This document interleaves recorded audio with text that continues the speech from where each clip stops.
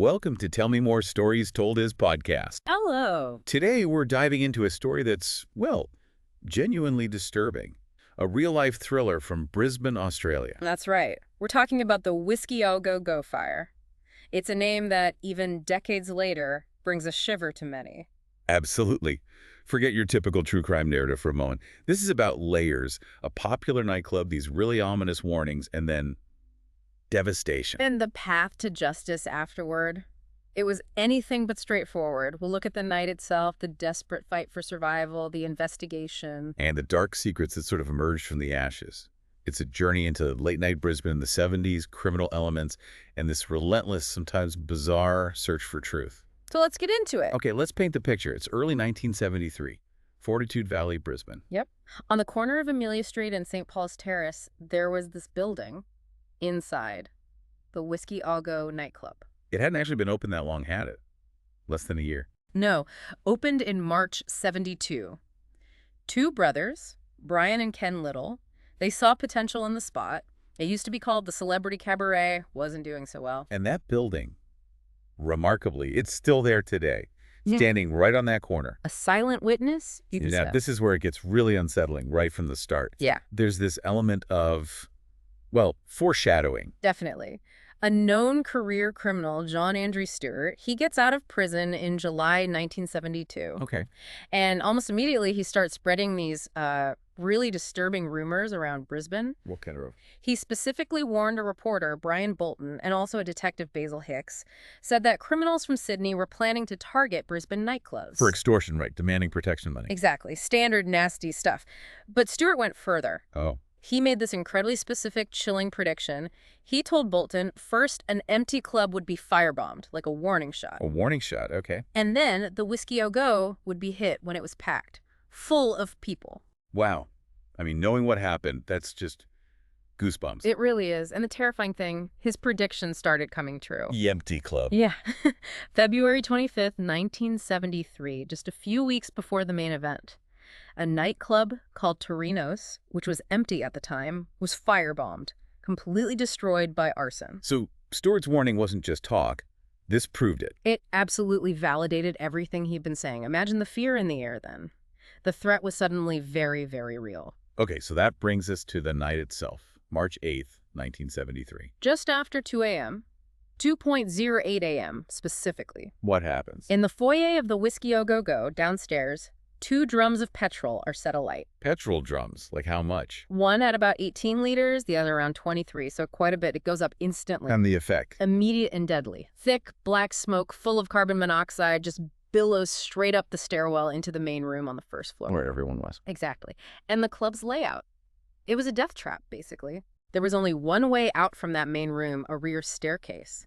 But it was apparently poorly signposted, dark, and cluttered with crates, bottles, things like that. So in a panic, it would be almost impossible to navigate. Pretty much. An obstacle course when people were fighting for their lives. How many people were inside? Estimates are around 50 people. That includes patrons, the staff working, and the band that was playing that night called Trinity. And their escape attempts must have been frantic.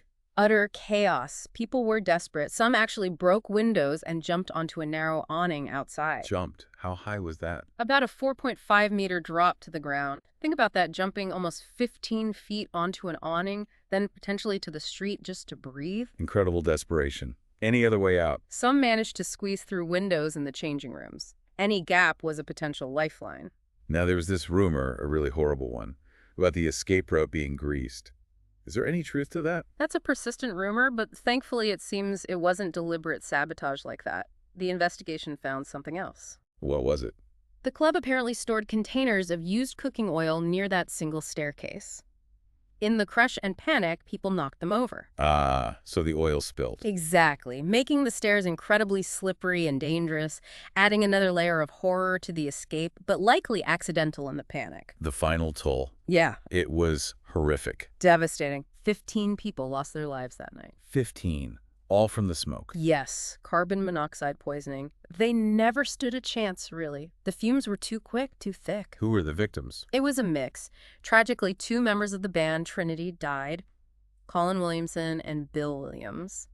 The band playing that night. Yes. And 3 staff members also died, along with 10 patrons who were just there enjoying the music, having a night out. Just heartbreaking. Absolutely senseless. So after the fire, the investigation kicks off immediately.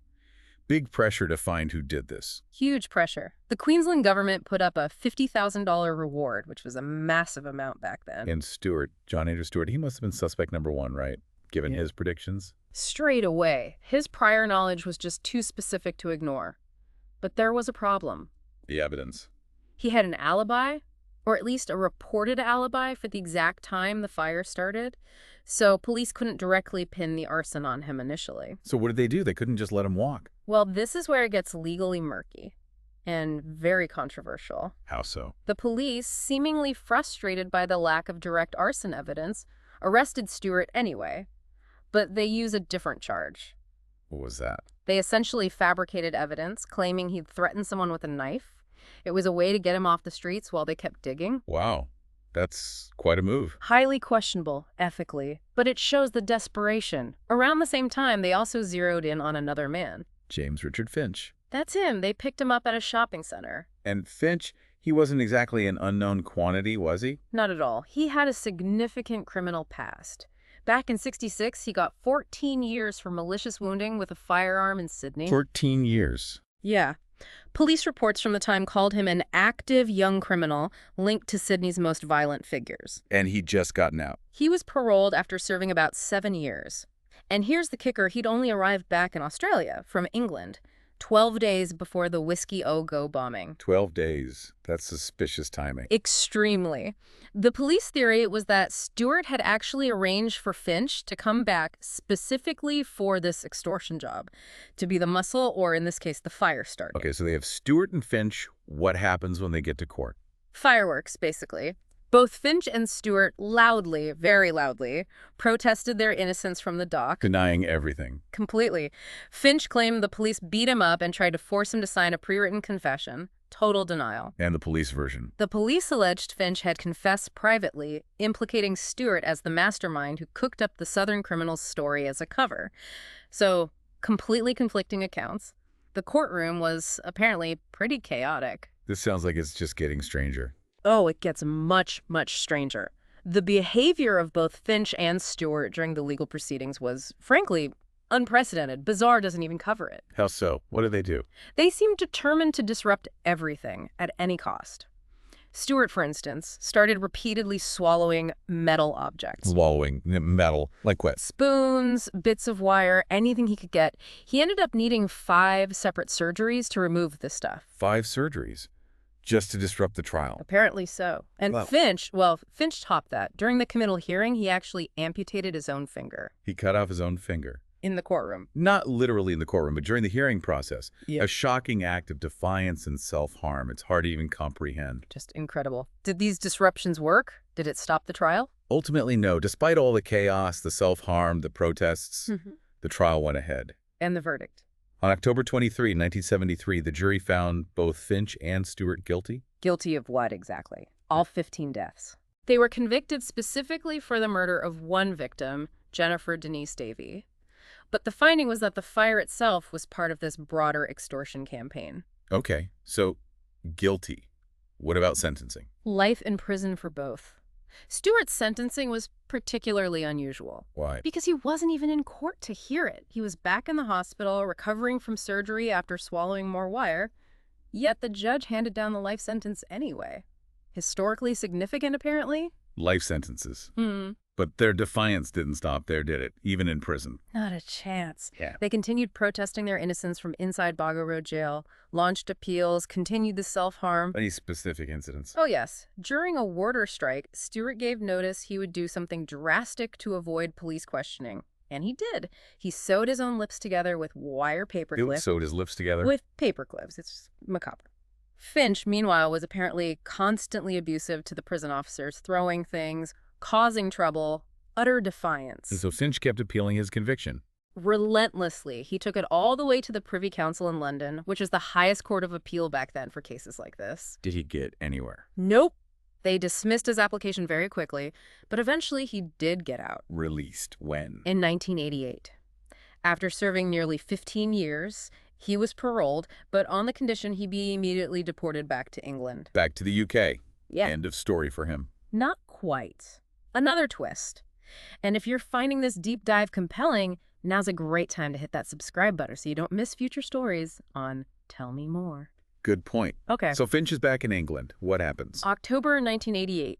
He gives this videotaped interview, a supposed confession, to the Sun newspaper over there. A confession after all that denial. What did he say? He admitted it, said he was the one who tipped the 2 drums of fuel into the nightclub doorway before it was lit. Wow. So case closed. Well, no. Because then he gets interviewed via satellite by Jana Wint for a current affair back in Australia. And Wint pushes him. She brings up the fact that he was only convicted for 1 murder. She raises the very real possibility of him being extradited back to Australia to face charges for the other 14 deaths. And facing 14 more murder charges. Exactly. Suddenly, Finch completely backtracks. He recants the confession, claims he was confused, had memory loss. Maybe he was even brainwashed, he suggested. He wanted nothing to do with coming back to Australia to face more charges. Unbelievable. So the confession just evaporated. Pretty much. A very convenient change of heart when faced with further prosecution. What ultimately happened to the 2 of them? Stuart and Finch. Stuart died first. In prison, January 1979. He'd been on a hunger strike for about 6 days. Hunger strike. What was the official cause of death? Recorded as an acute heart infection, possibly viral, but, given his history of self-mutilation and general poor health, it's complex. He was seen by many in law enforcement as just an incredibly violent man. And Finch, after being deported. Yeah. He lived out his life in the UK. Interestingly, he actually got married while he was still in Baga Road jail. We don't know much about his later life after deportation, though. So, Stuart dead, Finch deported and recanting. Seems like the end. But it wasn't, was it? Amazingly, no. Decades later, the story resurfaces. When was this? 2017. There was another big historical murder case in Queensland, unrelated to this, involving a man named Vincent O'Dempsey. After O'Dempsey was convicted in that case, the Queensland Attorney General announced they were reopening the coronial inquest into the Whiskey Ogoko fire. Reopening it after more than 40 years. Why? The implication, though not explicitly stated initially, was that new information or connections might have emerged during the O'Dempsey investigation, potentially linking other individuals or revealing more about the motivations behind the fire. The search for the full truth was back on. Incredible. So even now, there might be more to uncover. It certainly seems that way. The story just refuses to be completely closed. The Whiskey Ogogo fire. It really is a chilling story. It shows how quickly things can turn tragic, the consequences of crime, and how justice, well, it can be a really strange and long road. Absolutely. From those eerie warnings to the inferno itself, the desperate escape, and then the truly bizarre legal aftermath and the decades of questions. It's left a huge mark on Brisbane. And reopening the inquest all these years later just highlights that, doesn't it? The enduring impact. It makes you think about safety, about intent, and just the long shadow an event like this casts. It really does. Well, thank you for joining us on Tell Me More Stories Told as podcast for this deep dive into such a dark and complex piece of history. It's been fascinating, if unsettling, to revisit. If you found this story as gripping and frankly as thought-provoking as we did, please do hit that subscribe button. We've got many more real-life stories, big and small, waiting to be explored right here on Tell Me More. And maybe just consider this as we finish. Even after decades, the search for total understanding continues. What might that reopened inquest truly reveal? What does the saga ultimately tell us about how communities grapple with trauma and the very long, sometimes winding path towards truth and maybe, just maybe, some form of closure? Questions that linger long after the fire went out.